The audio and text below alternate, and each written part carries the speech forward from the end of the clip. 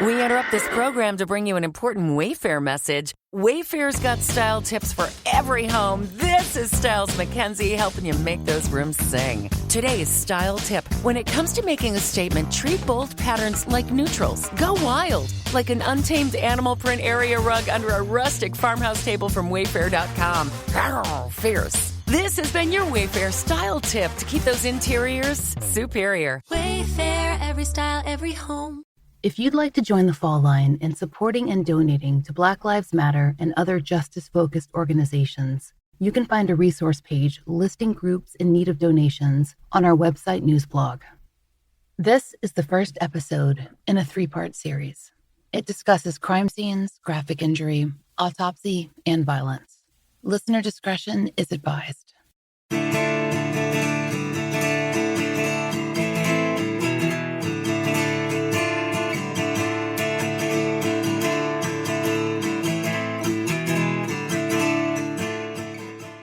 This is the Fall Line.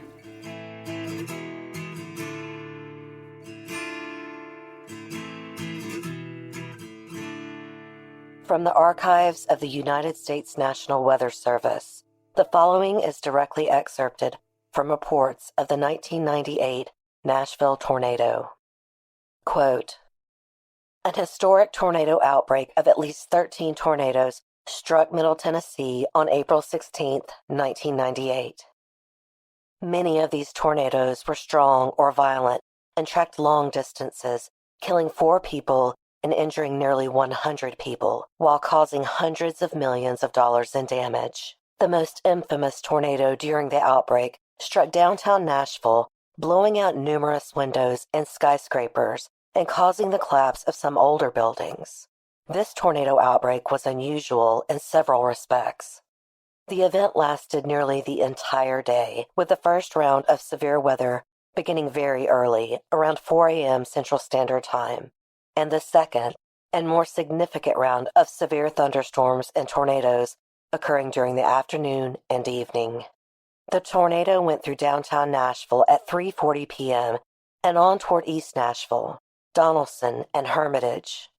The tornado blew out many windows on office buildings. The Nations Bank office towers were one of the hardest hit buildings in Nashville.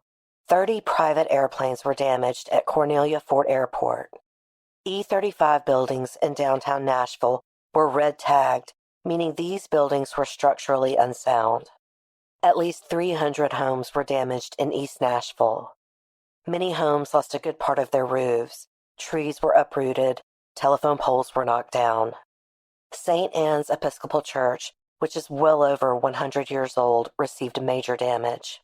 Uprooted trees, damaged roofs to many homes was the story across Donelson and Hermitage. Numerous windows were blown out at the Gaylord Building in Donelson. About half the trees, that is over 1,000 trees, were blown down at Andrew Jackson's home, the Hermitage. Mayor Phil Bredesen closed downtown Nashville on Friday, April 17th. Many workers had an unscheduled holiday. The downtown area was reopened Monday, April 20th. End quote.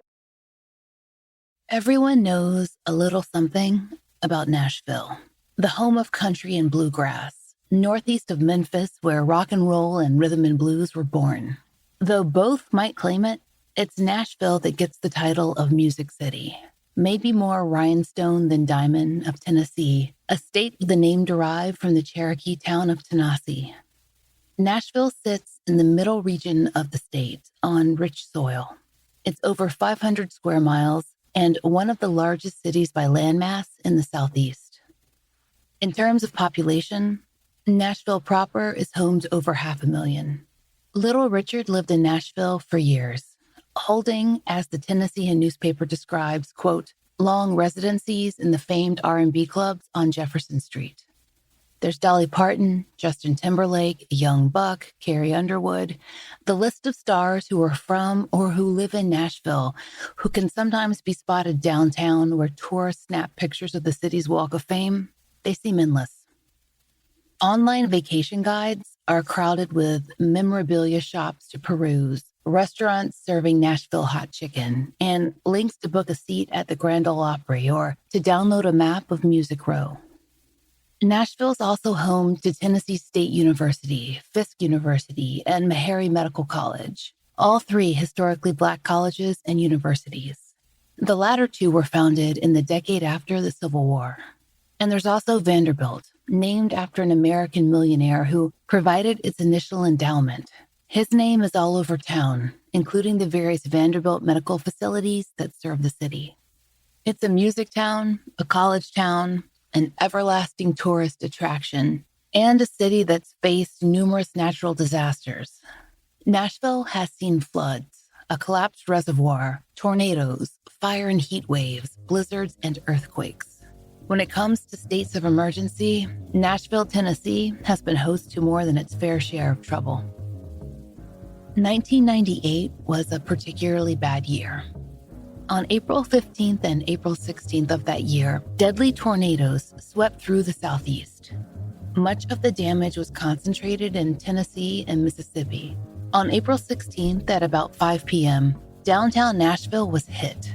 According to the Atlanta Journal-Constitution, quote, "A tornado roared down Music Row, sending tourists running for cover.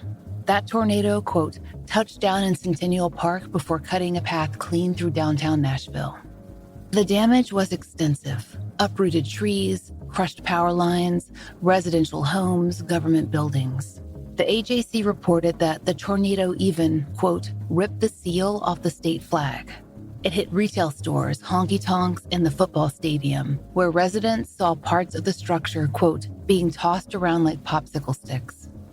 A reporter for the Tennessean described the aftermath as chaotic.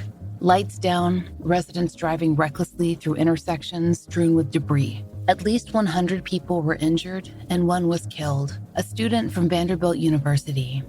Per the Jackson Sun, he was, quote, crushed underneath a tree in Centennial Park. According to the article, there had been no tornado siren to warn residents to take cover. All told, Nashville faced roughly $7 million worth of damage. Different media outlets gave varying totals for the cost and the number of injured, but they all agreed the city was seriously impacted. A state of emergency was declared. The Boston Globe reported that then Vice President Al Gore went down to Tennessee to view the aftermath. East Nashville, the hardest hit, saw massive recovery and cleanup efforts in the days following the storm. A 2013 Tennessean retrospective recalls that the former Nashville mayor, Phil Bresden, quote, personally directed traffic as cleanup trucks rolled through. The destruction would take weeks to assess, contain, and repair. And it wasn't limited to Nashville. Much of Tennessee had been hit. In the following weeks, Tennessee news was dominated by that storm. The repairs, the stretched thin public services, the first responders. And maybe that's why, one of the reasons why, the body found in North Nashville just a few days before the tornadoes hit got so little press. That discovery came on Monday, April 13th, 1998, a cool, clear morning in Nashville. It was around 8 a.m. that someone called the police to report the smoke. The caller lived on Mary Street, a dead-end road in North Nashville. The street runs up against Interstate 265, where patchy woods meet the road barrier. And back then, there were a few vacant lots at the end of the road, too, so no direct neighbors where the street ran into the embankment. According to the Tennessean, that particular spot was known as a convenient place to abandon strip cars. Mary Street was reportedly popular with sex workers, too, and it wasn't unusual for residents to see cars on their street at all hours. Per the Tennessean, residents had heard a car early on the morning of the 13th at around 5 a.m. Nothing remarkable there. As noted, the street saw traffic. But as the sun rose, it became evident that something had been left behind. Something burning. According to a Crime Stoppers bulletin published later that summer, a Mary Street resident saw a rolled-up beige carpet at the end of her road. It was still smoldering, and wrapped inside that charred material was a body. The victim was so profoundly burned that, per the Tennessean, first responders could not guess at race, gender, or age, or cause of death. The fire hadn't spread, but kerosene sprayed on the carpet had created a very intense heat. And yet, no one had heard a thing. As reporter John Yates pointed out, the traffic from Highway 265 would probably have drowned out, quote, more suspicious sounds. Police arrived and the scene was photographed and processed, but it would take a medical examination to determine more about the victim. The police report is brief. Quote, the body was found in a prone face-up position at the dead end of Mary Street in North Nashville. At the time of this report, the body could not be identified, having been burnt beyond recognition.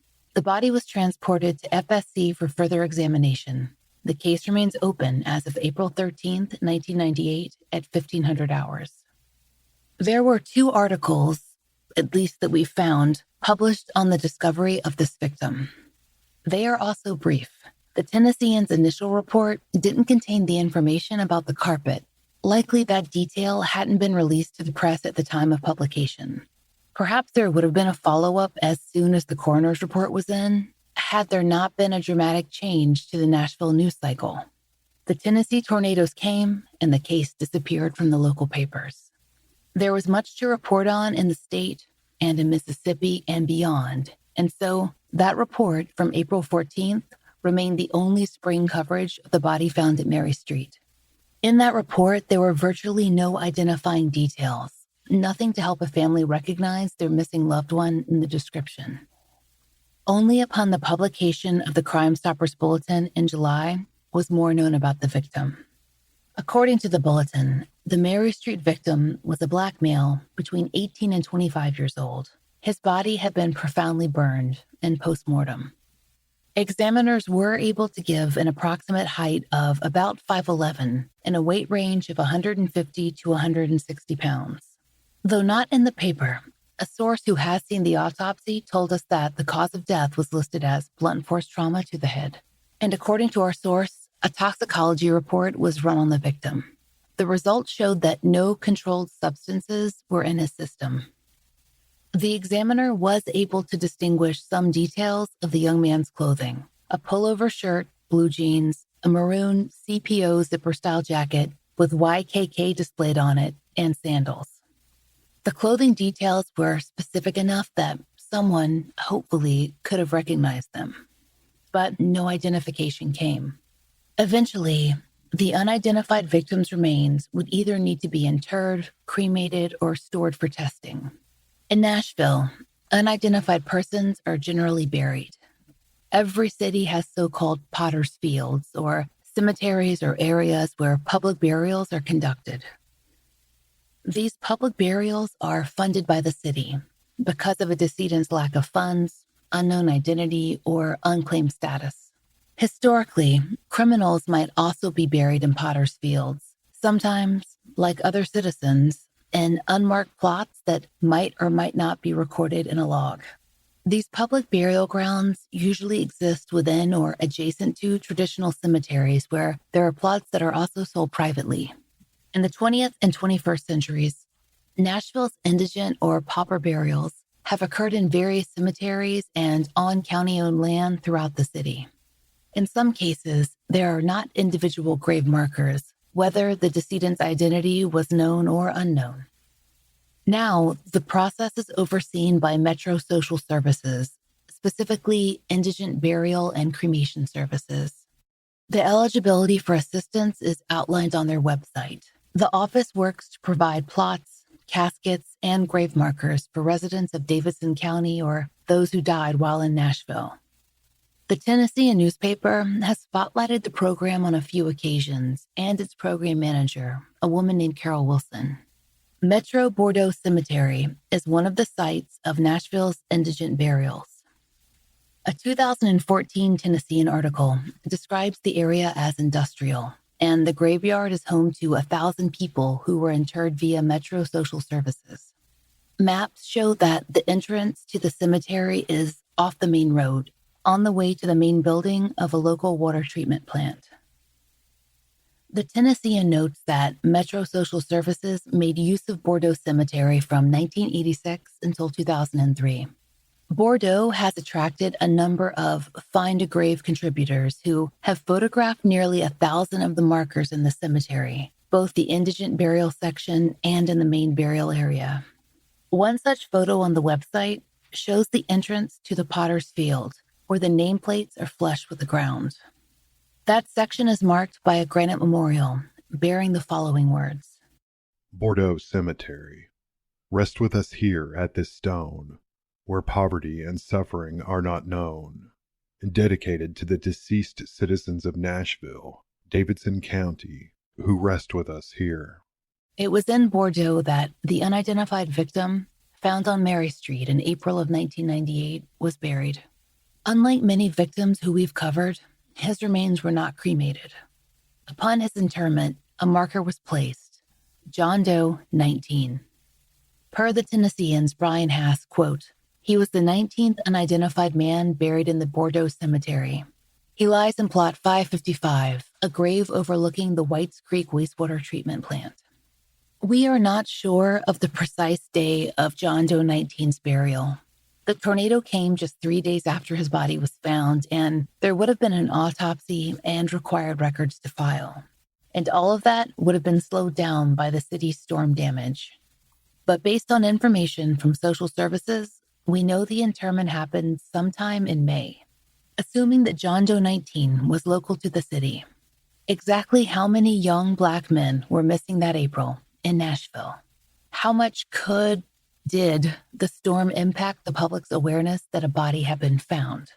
Did anyone miss the news due to a lack of power that would have signaled that the man could be their missing son or brother or friend? Per the 2000 census, David County had an African American population of roughly 27%. Young Black men in John Doe 19's age range of 18 to 25, they numbered in the thousands. We can't say precisely how many young adult Black males were reported missing in 1998. There aren't public records of cleared cases, and as our audience knows, most missing persons reports are eventually closed. But we can access the cases that are still open, the cold ones now present as entries in public databases. When the parameters are limited to a 5-year span, NamUs lists exactly 4 missing Black men from the greater Nashville area. If you further narrow the search to 1998, NamUs returns exactly 1 case. The missing person in question is a young man named Marcus Rutledge, who was last seen by his family in June of 98. So he couldn't have been John Doe 19, but his family and authorities feared that he too was a homicide victim. Marcus was 23 years old at the time of his disappearance and a senior at Tennessee State University, where he majored in biology. According to the Charlie Project, he'd actually planned on a career as a veterinarian, which is why his family was so concerned when they found his dog locked in an apartment bathroom without food or water. It just wasn't something that Marcus would do, and there were no signs that he'd gone on a trip. Though his car was eventually found across town, Marcus remained missing. While unsolved disappearances were comparatively rare in Nashville, there was plenty to keep law enforcement busy. The 1990s were hard on the city, and the effects of crime hit some communities harder than others. All told, there were 99 homicides in Nashville in 1998. John Doe 19 was unusual in that his identity remained unknown, but he shared 3 common factors with a number of the year's other homicide victims. He was young, he was Black, he was male. According to a long-term study conducted by the Tennessee Department of Health, which covered the years 1995 to 2002, quote, among 15 to 34-year-old African-American males, homicide was the leading cause of death, responsible for 34% of deaths in this age group. The study also found that, across the board, Black men and boys had the lowest life expectancies of populations living in the metropolitan areas of Tennessee. A 2018 study found that, across the United States, quote, non-Hispanic Black men were nearly 10.4 times more likely than non-Hispanic white men to die by homicide in the U.S. That reality isn't reflected in the media that we consume.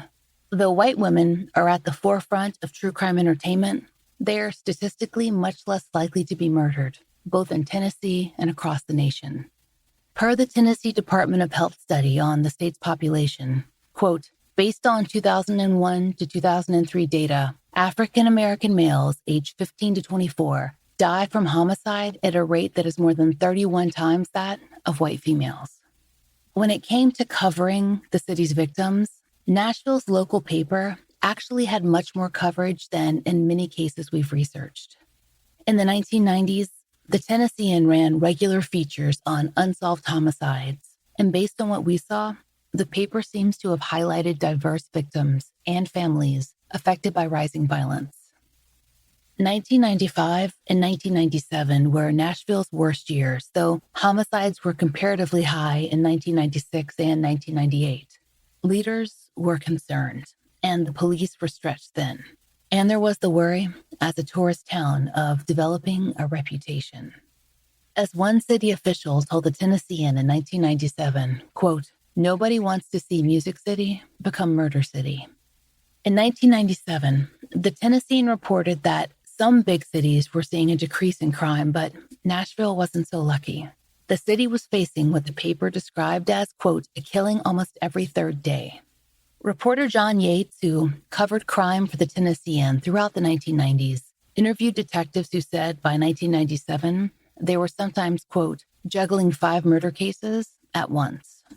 According to Yates, the city put various plans into action, from citizen committees to participation in a national program called Officer Next Door. Per Yates' 1997 article on the subject, the program encouraged law enforcement officers to buy homes in high-crime areas at, quote, half market value. In some neighborhoods, law enforcement provided retailers with emergency beepers to summon police.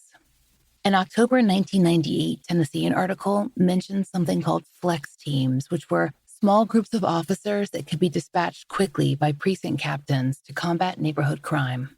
And in 1998, Metro Nashville Police expanded what they called their murder squad. Along with increased homicides, case clearance rates had also fallen, a cause of concern for the Metro Nashville Police Department. Nashville had begun the decade with a higher than average solve rate. The Tennessean reported it at 87%, but by 1997, that percentage had fallen to, quote, just under 70. And as reporter John Yates pointed out, caseloads had doubled in that time. He interviewed a Metro Nashville captain who pointed out a problem that was faced in every growing city, what the captain called, quote, mystery murders. Though he doesn't elaborate, the concept is a common truth discussed in true crime circles. The more people, the more roads, and the more access, the lower the likelihood that a victim can be traced to a suspect in a neat, straight line. So, Nashville saw major growth, in part due to the arrival of the Houston Oilers football team, who relocated to Nashville in 1995, but the decade was also hard. As we said, in 1998, the year John Doe 19 was found, there were 99 murders. Of those homicides, 21 would still be unsolved by January of 1999. The Tennessean provided a long feature article on those unsolved homicides, with each victim discussed by name. This piece, also by reporter John Yates, includes John Doe 19 and the year's other unidentified victim, a woman shot and left in the Cumberland River. They were listed along Nashville citizens, the majority of whom were shot. In many cases, burglary or robbery are listed as the motive, though many are labeled as, quote, motive unknown. An elderly couple, Clayton and Nora Smith, were shot in their home by a man in an Army-type uniform. A young woman named Carolyn Fisher was strangled and left along Interstate 40. The skeletal remains of a missing mother, 44-year-old Donna Farr, were discovered in a wooded area. Terrence Teasley, 21, was shot, with no suspects. Kevin Carter, 21, shot, motive unknown. Jermaine Banks, 26, shot, robbery. And the list goes on. The victims show no pattern of particular intent, different races, ages, areas of town, but for each case marked motive unknown, there's an example of that mystery murder phenomenon. No clear trail to follow, perhaps no answers forthcoming. Of the 21 then unsolved homicides, 5 took place in April, but only 2 occurred within a week of the tornado. There was John Doe 19 on April 13th, and then there was Jeffrey A. Davis, who was shot on April 17th. Davis was found on Garfield Street, just about half a mile away from Mary Street, where John Doe 19's body was recovered. Both victims were found close to I-265. Davis was found bleeding on the sidewalk and later died at Vanderbilt Hospital. To the best of our knowledge, Davis's murder remains unsolved. With the victim known as John Doe 19, though, detectives were looking at what were essentially 2 different cases: identifying the victim and catching the suspect. We were able to speak with retired Nashville detective Larry Flair, who worked on the department's murder squad in the 1990s. For a brief time, he was actually the lead detective on John Doe 19's case. We asked him to walk us through how they would have approached the case of an unidentified homicide victim, especially in the days that came before the tornado. He told us that pre-planning was essential, that the murder squad had a number of procedures in place to help them quickly gather as much information as possible. He also walked us through use of a regional teletype system, essentially NCIC, but focused on a particular state. In this case, Tennessee. Well, in my career, when we first formed our squad in Nashville, we actually put all of our heads together and got a checklist. And the checklist consists of at least 150 different things. Everything from date and approximate time that we felt at the time of being notified, all the way through the other 150 or 60, including weather, temperature, outside, all types of samples are extracted from if we're outside, all types of forensic stuff that is gathered by our forensic team and such, all the way down to once if it was determined on an unidentified, when a person that we felt was missing, or we found out that somebody was on the missing person report, then that's where we would follow up. And when you've got a body with no identification, you keep that right up front on the front page. Let's do everything we got. And you get someone ID'd with paperwork on them, DLs or something like that, it may not even be them. So you treat each one of these victims as if they're practically, possibly not the person you feel that they are. They could be an unidentified individual. So that's the teamwork that we had at the Nashville PD during that era. In the unidentified cases that I worked, I depended tremendously on the organization. It's called ROCIC. That's the Regional Organization Crime Information Center. And we, as detectives that utilize the ROCIC, we would author a complete actual part of everything that we knew of the unidentified person.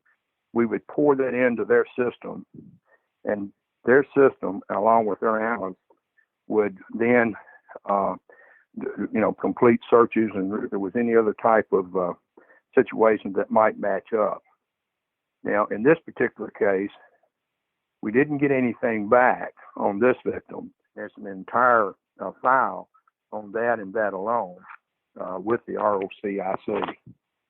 Unfortunately, they had a regional office there in Nashville, which made it much easier, and we gained a relationship with those different professionals over there. So there just weren't missing young adult black males who met the age and physical criteria at the time?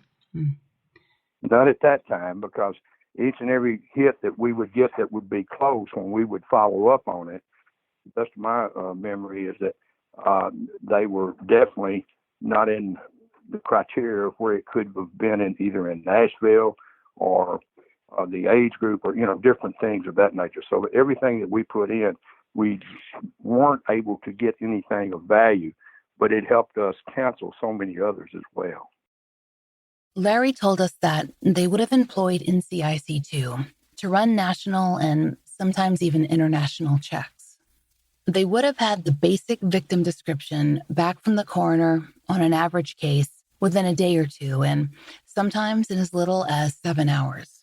The official report would come much later, but as with the Glenn County Jane Doe, the medical examiner would have prioritized giving law enforcement the basics they needed to begin sorting through missing persons reports. So, with that in mind, the first check through the system would have likely come on April 14th, though we can't be certain. Detective Larry Flair left the homicide squad in July of 1998, so he can't speak to how the case eventually unfolded, but he was involved in the retrieval of evidence that Metro Nashville would explore over the next 2 decades. And the murder squad would have worked John Doe 19's case throughout the spring of 1998, but would have also experienced the same shutdowns as the rest of the city when the tornado hit on April 16th. How much did the storm impact the search for the victim and the killer? In a 2013 article on the case, law enforcement relayed the effort to Tennessean reporter Brian Haas. Haas reported that, quote, Sergeant Gary Kemper, who now leads Metro's cold case unit, said detectives worked feverishly. They developed persons of interest, even went out of state to conduct interviews. But the case went cold in 2001, and they never identified John Doe 19, end quote. Now, there have been a few studies that concern the combination of natural disaster and crime, but most focus on crimes that occur after a disaster and who is most vulnerable and which predators might take advantage of long-term chaos, like the multiple serial killers operating in Louisiana after Hurricane Katrina. What's much harder to quantify, though, is how a natural disaster might affect an ongoing case. We can't offer a study on that phenomenon, but we do know of a single specific example from the week of the Nashville tornado. There was a missing persons report filed on April 15th, 1998, 2 days after John Doe 19 was found, 1 day before the tornado hit. The report identified the missing person as LeRyan Nicholson of North Nashville. He was described as an 18-year-old black male. According to the incident report, LeRyan was last seen by his mother, Sylvia, on April 12, 1998. The report mentions that he was living with his uncle on Jefferson Street, but that's not quite right. He was actually staying with his mother and regularly visited his uncle's apartment. His mother and uncle reported that they'd last seen him on Sunday afternoon when he left the house on foot. The responding officer noted that LeRyan was on, quote, medication to treat schizophrenia and, quote, known to smoke marijuana. We don't know why the latter is included unless it was discussed in response to a routine question about medications and substance issues. LeRyan Nicholson was a native of Nashville, where he'd grown up attending its public schools and participating in its civic programs. His name appeared in the local paper a few times before that April, when he disappeared. At Pearl Cone High School, he'd been a talented athlete, running track and placing in several races that were reported in the regional sports section. He was 15 then, and a lot would change over the next 3 years. The police department's report lists LeRyan as 6'1" and 150 pounds, with black hair and brown eyes. His mother and uncle said he was last seen in a white shirt, blue jeans, black Nikes, and a black hat. There's not mention of a jacket or what style of Nikes, sneakers or slip-on sandals, that LeRyan had on. If you'll recall, John Doe 19 was described as a black male, 18 to 25, approximately 5'11", and somewhere around 150 pounds. John Doe 19's clothing was badly damaged, but the medical examiner was able to make out blue jeans, sandal-style shoes, and a maroon jacket. We don't have access to the report, so we can only say the shirt was pullover style, meaning without buttons. Most likely, that meant a t-shirt. Minor discrepancies aside, the descriptions of LeRyan Nicholson and John Doe 19 were similar. Certainly similar enough to suggest a comparison should be made. For a few days, LeRyan's case was open alongside John Doe 19's. LeRyan went missing on the 12th and was reported as such on the 15th. John Doe 19 was found on the 13th, less than a day after Sylvia, LeRyan's mother, said she'd last seen him. LeRyan's case would have been active for about 24 hours before the Nashville tornado hit. So there were 4 days before his case was closed that a comparison might have been made. If anyone was actively working cases at that time when a state of emergency had been declared. There is an addendum to LeRyan's missing persons report on a separate page that provides some vital additional information. On April 20th, 1998, a person called the Metro Nashville Police Department and reported that LeRyan Nicholson had returned home. His case was summarily, quote, closed by exception. After April 20th, 1998, there was no missing persons report to compare to John Doe 19, whose identity was still being sought. Of his family, only LeRyan's mother and uncle knew he was missing that week in April of 1998. They were not contacted when the case was closed. And LeRyan's younger sister, Amira, and his stepsister, Candace, they weren't sharing a home with him at that time, and they weren't aware of his daily comings and goings. LeRyan's father, who lived out of state, was similarly unaware of his son's daily movements. And Candace and Amira, they didn't know that a missing persons report had been filed in the first place. So they didn't know it had been closed either, 5 days after LeRyan's mother reported his absence. And they didn't know the woman who'd phoned Metro Nashville Police. Per the police report, the caller had identified herself as Pauline Venable and claimed she was a neighbor of LeRyan's. She was no relation to his family. We know that when there's an unidentified victim, law enforcement starts close to home, looking through the city's own missing persons reports. Nashville had certainly done that and would do that in the future. In fact, we came across a number of articles discussing attempts in other cases to match human remains to missing persons reports. One in particular that stood out was the skeleton of a man found in 2001. Once those bones were discovered, they were quickly compared to the medical records of a missing local man, Rodney Woodard. Rodney was reported missing by his girlfriend in 1997. When the skeletal remains were discovered in 2001, police conducted 2 DNA tests but were unable to make a match. Although Rodney Woodard met the parameters of our NamUs search, a black male who disappeared in the years directly surrounding 1998, he didn't appear in the results. He does have one mention on the Charlie Project, but we can't find any documents on his case past 2001. It's unclear whether his disappearance is still unsolved. And as far as other open cases go, there was another man who might have been compared to the skeletal remains found in 2001, Marcus Rutledge, the Tennessee State senior we mentioned earlier in the episode. Whether he was compared, we can't say, but we know the remains would not be compared to LeRyan Nicholson. After all, his case would have been closed for several years. And as for John Doe 19, Metro Nashville Police would still be seeking the homicide victim's identity the next year, and the next, and the next. It would be 15 years until the cold case of John Doe 19 collided with the detective work of 2 sisters who had been asking and eventually looking for their missing brother, LeRyan. They hadn't spoken to him since April of 1998. Amira, who was just 12 that year, felt his loss keenly and also felt sure that her big brother wouldn't have abandoned her. Here's what she told us in an interview this spring. Because I'm telling you, it's unlike him to not call anybody. He would have reached out to one of us, one or the other would have heard from him by now. All this time, he would have called somebody. He didn't even show up.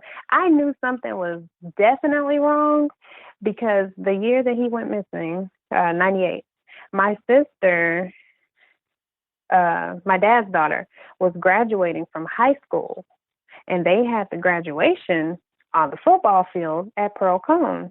He loved that school, and I'm sure that he knew that she was graduating because they would have been graduating in the same year. And I looked for him in that crowd. I'm like, I know I'm going to see him standing somewhere. I can't wait to get to this graduation. And I looked and looked, and he never showed. I never saw him.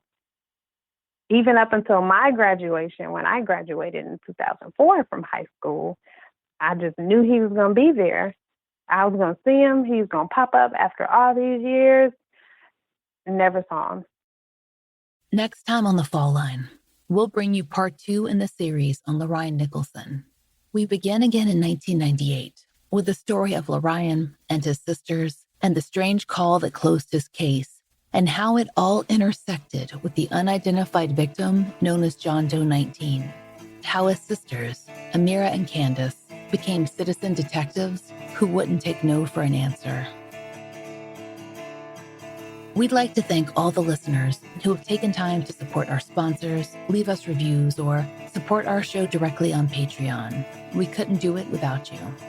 Special thanks to Angie Dodd. Thanks also to Olivia Lind of Flat Rock and Something's Not Right, who connected us with LeRyan Nicholson's family. She and her co-host, Tashana, covered his case on Something's Not Right. Thanks to Erica Kelly of Southern Fried True Crime for reading the National Weather Service report that you heard at the top of the episode, and to Vincent of Gone Cold for reading the inscription from the Bordeaux Cemetery. Please check out both shows. They are dear friends and they are putting out great work. The Fall Line is created by Laura Norton and Brooke Hargrove and is produced and mastered by Maura Curry. Written, researched, and hosted by Laura Norton with interviews by Brooke Hargrove. Research assistants are Kim Fritz, Jessica Ann, Lex Weathers, and Brian Waters. Content advisors are Brandy C. Williams, Vic Kennedy, and Liv Fallon. Theme music is by RJR. You can find our merch in the Exactly Right Podswag store. If you want to hear more of The Fall Line in the meantime, check out our full-length early access releases on Stitcher Premium. You can use code LINE for a free month of premium, which includes ad-free episodes of The Fall Line and all of our early access releases.